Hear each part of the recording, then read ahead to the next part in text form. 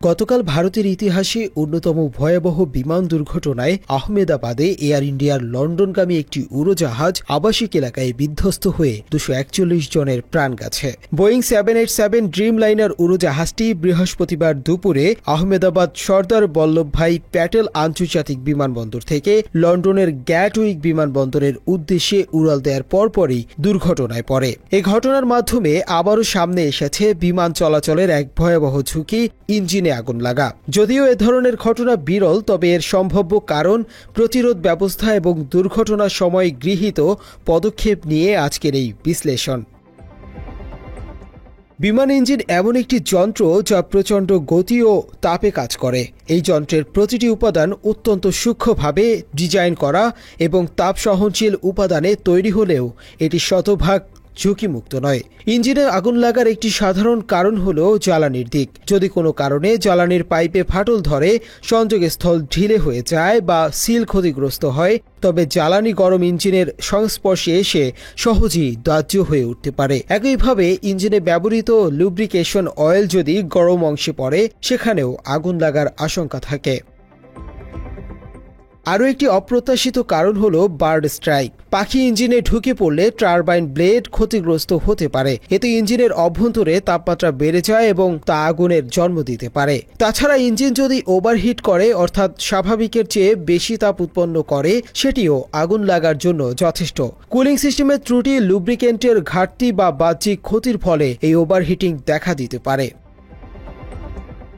আধুনিক বিমানে বিদ্যুৎ নির্ভরতা অনেক বেড়েছে, ফলে বৈদ্যুতিক গোলযোগ যেমন শর্ট সার্কিট বা ওয়্যারিং স্পার্ক সৃষ্টি হলেও ইঞ্জিন বা কেবিনে আগুন লাগতে পারে। বৈদ্যুতিক আগুন তুলনামূলক বিরল হলেও তা নিয়ন্ত্রণ করা কঠিন এবং বিপজ্জনক। এছাড়াও রানওয়ে বা টারমাকের ওপর পড়ে থাকা ছোট ধাতব বস্তু ইঞ্জিনে ঢুকে মারাত্মক ক্ষতি করতে পারে, যা পরোক্ষভাবে আগুনের কারণ হয়ে দাঁড়ায়। তবে আগুন লাগার ঝুঁকি কমাতে এবং যে কোনো জরুরি পরিস্থিতি মোকাবিলায় আধুনিক বিমানে রয়েছে উন্নত প্রযুক্তি। ফায়ার ডিটেকশন সিস্টেম ইঞ্জিনের গরম বা ধোঁয়ার উপস্থিতি শনাক্ত করে পাইলটকে সতর্ক করে। একইভাবে ফায়ার সাপ্রেশন সিস্টেম স্বয়ংক্রিয়ভাবে পাইলটের নির্দেশে আগুন নিয়ন্ত্রণে আনে। ইঞ্জিনে ব্যবহৃত উপকরণগুলো এমনভাবে তৈরি যাতে তাপমাত্রা অনেক বেশি হলেও তা সহজে দাহ্য না হয়। এছাড়াও নিয়মিত ও কড়াকড়িভাবে করা হয় বিমানের রক্ষণাবেক্ষণ, যেখানে যে কোনো সম্ভাব্য দিক, ক্ষয় বা যান্ত্রিক ত্রুটি আগে থেকেই শনাক্ত করা হয়। যদি আকাশে উড়ন্ত অবস্থায় ইঞ্জিনে আগুন ধরে, তাহলে পাইলট প্রথমেই সেই ইঞ্জিন বন্ধ করে দেন এবং ফায়ার সাপ্রেশন সিস্টেম চালু করেন। আধুনিক যাত্রীবাহী বিমান এক ইঞ্জিনে দীর্ঘ সময় উঠতে পারে, যা জরুরি অবতরণের জন্য প্রয়োজনীয় সময় ও নিরাপত্তা নিশ্চিত করে। পরিস্থিতি গুরুতর হলে মেডে কল দিয়ে বিমানটির নিকটবর্তী বিমানবন্দরে অবতরণ করে, যেখানে জরুরি সেবাদানকারী দল প্রস্তুত থাকে আগুন নেভানো এবং যাত্রী উদ্ধার কার্যক্রম পরিচালনার জন্য। অনেক সময় দুর্ঘটনার সময় বা পরেই আগুন লাগতে দেখা যায়। বিশেষ করে উচ্চ গতিতে বিমান মাটিতে আছড়ে পড়লে বা রানওয়ে জুড়ে ঘর্ষণের সৃষ্টি হলে তাপ উৎপন্ন হয়ে আগুন লাগতে পারে। বিমানে ব্যবহৃত জেট ফুয়েল অত্যন্ত দাহ্য এবং দুর্ঘটনার সময় যদি ট্যাঙ্ক ফেটে যায় বা জ্বালানি লিক হয়, তবে তা সহজেই আগুনের রূপ নেয়। ইঞ্জিনের তাপ, শর্ট সার্কিট কিংবা ধাতব ঘর্ষণ থেকে উৎপন্ন স্ফুলিঙ্গ আগুনের সূত্রপাত ঘটাতে পারে। পরিসংখ্যান বলছে, প্রতি 5.7 ফ্লাইটে মাত্র 1টি ফ্লাইটে ইন ফ্লাইট ফায়ার দেখা যায়, যা অত্যন্ত বিরল ঘটনা।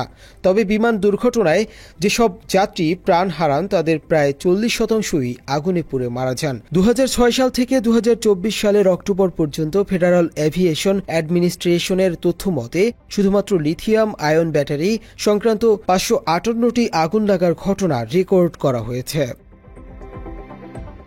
সুখবর হলো, গত কয়েক দশকে এ ধরনের দুর্ঘটনা ব্যাপক হারে কমেছে। আধুনিক ফায়ার সাপ্রেশন সিস্টেম, তাপ প্রতিরোধক উপাদান এবং পাইলট ও ক্রুদের প্রশিক্ষণ এখন আগুন লাগার ঘটনা শনাক্ত ও দমন করতে অনেক বেশি দক্ষ।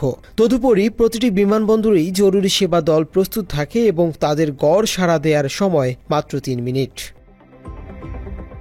পরিশেষে বলা যায়, বিমান চলাচল এখনও বিশ্বের সবচেয়ে নিরাপদ ভ্রমণ মাধ্যমগুলোর একটি। তবে গতকালের ভারতের বিমান দুর্ঘটনার মতো ঘটনা আমাদের মনে করিয়ে দেয়, প্রতিটি ফ্লাইটেই ঝুঁকি থাকে এবং প্রযুক্তির উন্নয়নের পাশাপাশি মানুষের সচেতনতা ও যথাযথ প্রযুক্তিও সমান গুরুত্বপূর্ণ। আকাশপথের নিরাপত্তা নিশ্চিত করতে এই অসঙ্গতির কথা স্বীকার করেই এগোতে হবে আমাদের।